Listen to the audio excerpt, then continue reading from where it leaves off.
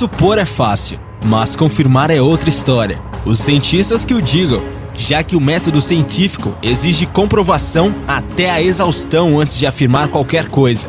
Por isso, muitas vezes histórias misteriosas acabam tomando um formato místico, com diversas explicações não oficiais, e que muitas vezes acabam muito mais tornando tudo confuso do que esclarecendo qualquer coisa. Entretanto, esse não é o caso dos itens do vídeo de hoje, que tratam do outro lado da moeda, os mistérios que finalmente foram resolvidos, e com explicações realistas, acabaram até perdendo um pouco do seu charme. Apesar disso, são provas que nem tudo se pode ser explicado por aliens, fantasmas e outras teorias sobrenaturais, que, como bem sabemos, geralmente não passam de teorias mesmo. Então, conheça agora os 8 mistérios antigos que finalmente foram resolvidos.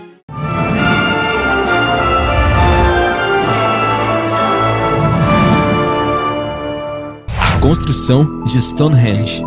Stonehenge é formado por um círculo de pedras empilhadas, localizado onde agora é uma área remota em Wiltshire, Inglaterra. O estudo de carbono sugere que a estrutura foi feita entre 3.000 e 200.000 anos antes de Cristo, o que levou questões sobre como essa arquitetura, tão avançada, poderia ter sido construída com a tecnologia da época. Muitos supuseram que Stonehenge poderia ter sido um produto do trabalho escravo, ou mesmo que houve ajuda extraterrestre para mover as pedras no lugar. Wale Washington, um carpinteiro, desmascarou essas afirmações quando construiu uma réplica de Stonehenge em seu quintal, sozinho, usando apenas tecnologia rudimentar. Se um homem pode fazer isso sozinho, um grupo de construtores inovadores daquela época poderia ter feito um trabalho rápido na construção do monumento e de suas estruturas. Embora ainda existem mistérios sobre o significado cultural e o uso do monumento de Stonehenge, já se sabe que não é completamente surpreendente que tenha sido construído naquela época.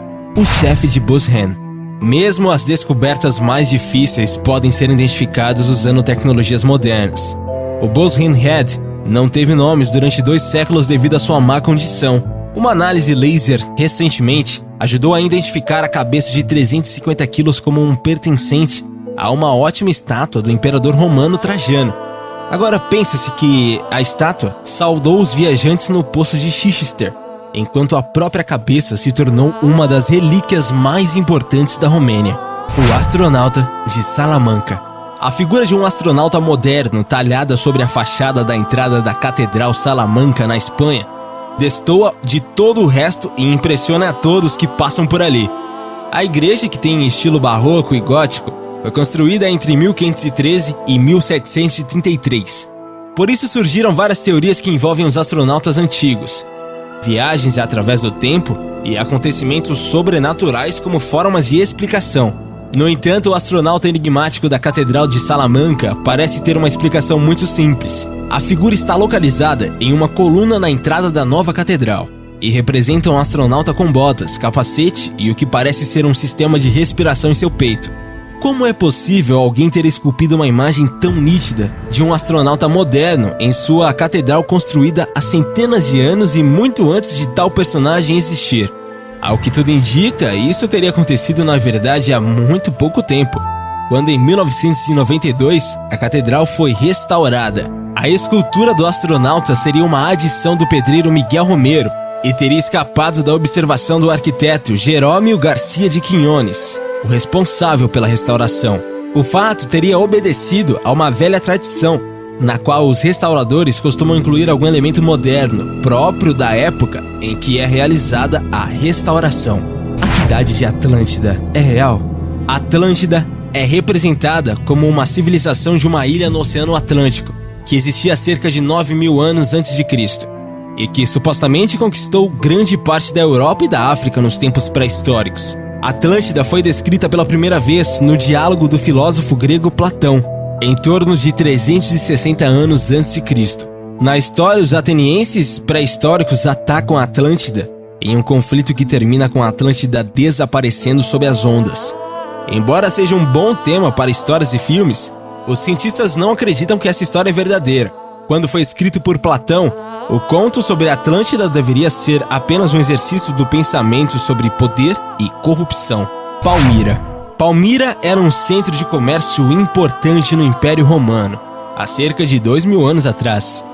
Mas os historiadores nunca conseguiram entender como os 100.000 residentes de Palmyra foram capazes de prosperar no meio do deserto sírio, ou por que teriam ido para lá viver.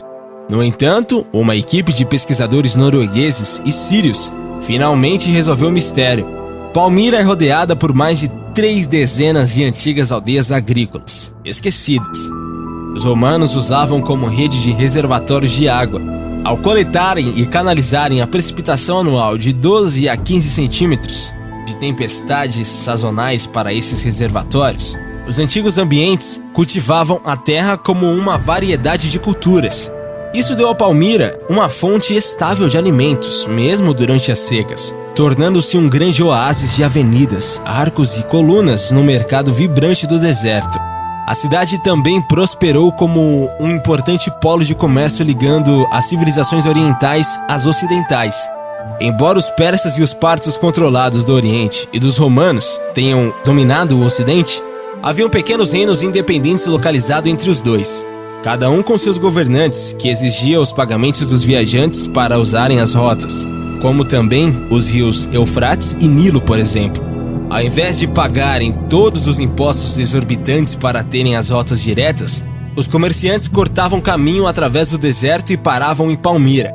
Lá, poderiam comprar os itens e os serviços necessários para concluírem com segurança suas viagens. Isso contribuiu muito para a prosperidade de Palmyra nos tempos antigos. Déjà vu. Você pode não saber nada de francês além de bonjour, mas essa expressão com certeza você já ouviu. Déjà vu. É a sensação de que a cena que você está vivenciando, um lugar ou uma conversa, já aconteceu. Os cientistas tentam desvendar há anos o fenômeno, mas um novo estudo apresentado na Conferência Internacional da Memória acredita que encontrou uma resposta definitiva para o que acontece no cérebro durante a sensação. O que todos os pesquisadores concordam é que o déjà vu acontece com mais frequência entre os jovens e especialmente nos que viajam mais. Além disso, ele tende a aparecer em momentos de estresse. A maioria das pesquisas anteriores também associa o déjà vu à área do cérebro responsável pela memória. É o lobo temporal, onde fica o hipocampo, região que processa e armazena nossas lembranças. Uma das antigas explicações era a superexcitação dos neurônios do hipocampo, causando lembranças falsas. Outra colocava a culpa numa disfunção do giro dentado. Já um novo experimento, realizado pela Universidade de St. Andrews, concluiu que o hipocampo não tem nada a ver com a história e que um déjà vu também não é exatamente uma lembrança falsa. Ela mostrava que a região do hipocampo não ficava ativa durante o déjà vu. Quem mais trabalhava era o lobo frontal, geralmente associado a uma tomada de decisões. Os cientistas acreditam que o lobo frontal funciona como um antivírus. Ele faz uma varredura nas suas memórias, checando se existe alguma inconsistência, para evitar que você armazene um arquivo corrompido, vamos dizer assim. Mas do mesmo jeito que os Nortons da vida dão alerta quando encontram problemas, o déjà vu seria um aviso de que o problema foi encontrado, isolado e resolvido. Jack, o Estripador. Depois de mais de 120 anos de mistério e uma centena de teorias apresentadas, parece que finalmente foi revelada a identidade do serial killer Jack, o Estripador. Seus crimes chocaram a cidade de Londres no ano de 1888. Ele matava mulheres, geralmente prostitutas da região leste da capital inglesa. O assassino mutilava os corpos das vítimas e retirava seus órgãos internos. Ao longo do tempo, muitos já foram apontados como suspeitos, entre eles o famoso pintor Walter Sickert e até mesmo o autor de Alice no País das Maravilhas, de Lewis Carroll. A polícia na época tinha os seus suspeitos, porém não havia provas para prender ninguém. Acredita-se que ao menos 5 prostitutas, talvez até 11, tenham sido mortas pelo maníaco.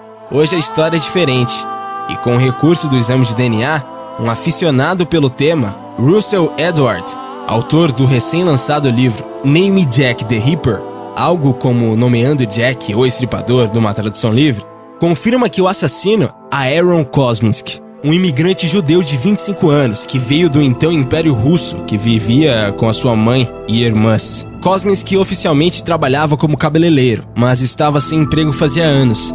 Na época, ele já era considerado suspeito pelos assassinatos, e os médicos haviam observado seu comportamento delirante, com abusos depravados contra si mesmo.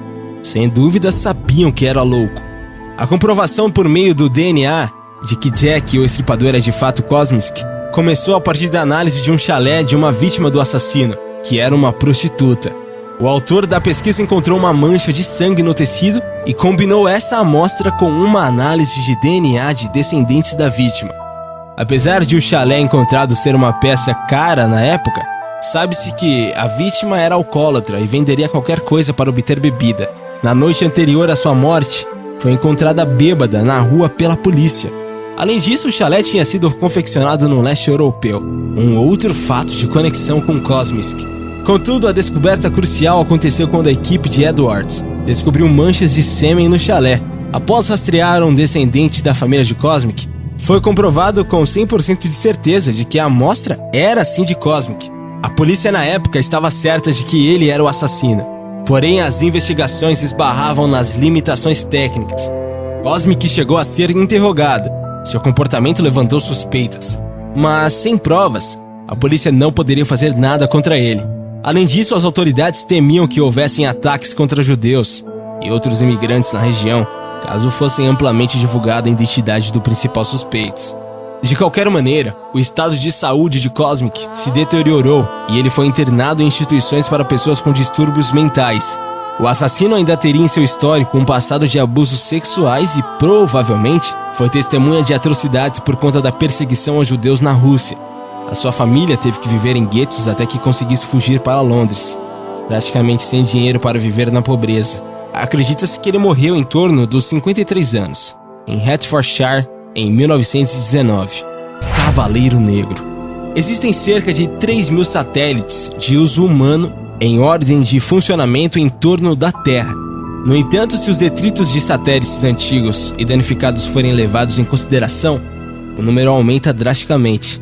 Desde que a União Soviética lançou o primeiro satélite artificial em órbita em 1957, vários países do mundo buscaram competir e os satélites hoje são usados para comunicação, navegação e exploração.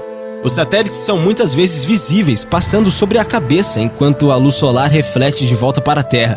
Um deles é impossível de perder, que é o maior satélite atualmente em órbita.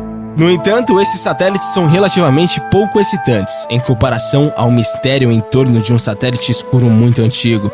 A legenda diz que em órbita ao redor da Terra é um objeto misterioso e escuro que remonta talvez a 13.000 anos. Sua origem e propósito são inescrutáveis. Então, apelidado de Cavaleiro Negro, esse satélite indescritível alegadamente estava irradiando sinais para a Terra e inspecionado pelos astronautas da NASA, mas apenas alguns na Terra conhecem oficialmente a sua existência. A origem do nome sinistro é parte do enigma. É impossível descobrir quem primeiro chamou isso ou mesmo o motivo. Os seres humanos, apenas nos últimos 60 anos, tiveram a tecnologia para lançar um objeto artificial no espaço. Então, qual a explicação logística das histórias de um intruso alienígena na nossa porta? Uma foto da NASA de 1998, que alguns dizem mostrar o satélite Cavaleiro Negro, na verdade é um cobertor térmico perdido após uma atividade extraveicular durante a missão STS-88. Ao longo dos anos, muitos mistérios que antes eram inexplicáveis foram resolvidos através da tecnologia. Mas e você? Acha mesmo que todos esses mistérios foram resolvidos ou tudo não passa de teorias? Bom, deixe a sua opinião nos comentários. E não esquece de deixar o seu gostei, também se inscrever aqui no canal, tá bom? Valeu e até a próxima, galera aqui do Universo Curioso.